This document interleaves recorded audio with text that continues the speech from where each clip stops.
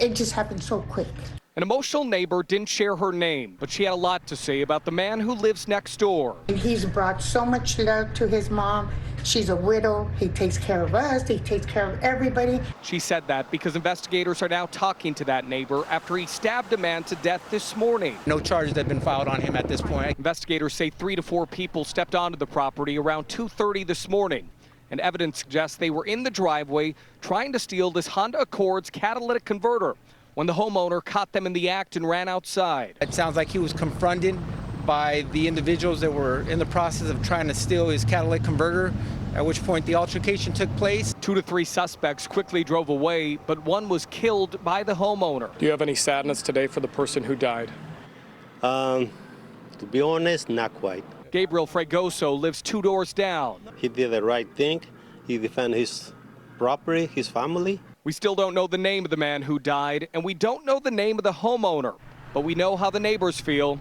He is the best kid that any mother would want. They believe he was protecting his family. They think this was self-defense.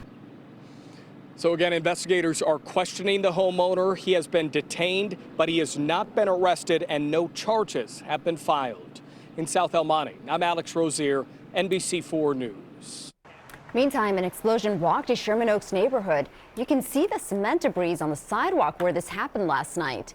The blast went off in front of some businesses on Magnolia Boulevard, causing them to evacuate.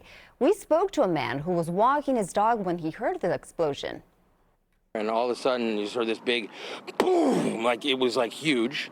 And that was really all I heard. I didn't know if that was a gunshot or what had happened.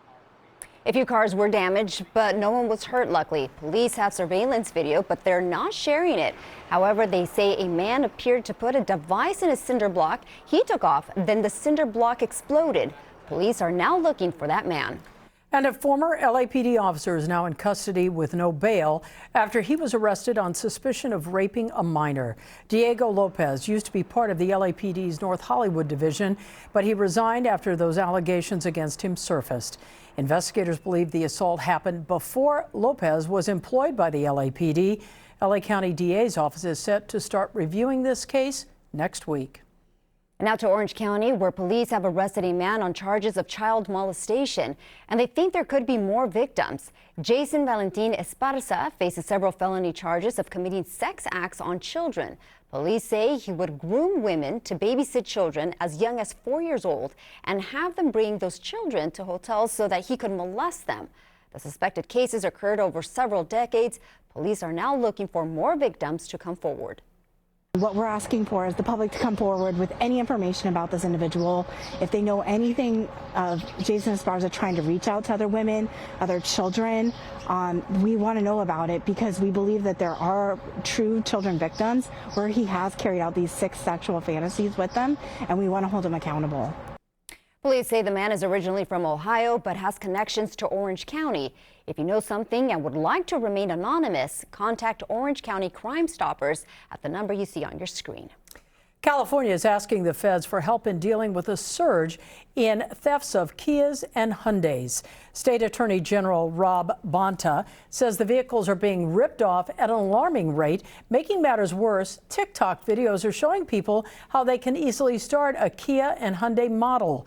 Bonta says the manufacturers broke the law by not including anti-theft devices. He's asking the federal government to force those companies to recall its cars. So at 5, new audio released by a small newspaper in Oklahoma County was found to contain racist and violent language targeting journalists and others. One person heard on the recording has resigned, but 3 others have not. NBC's Stephen Romo has more.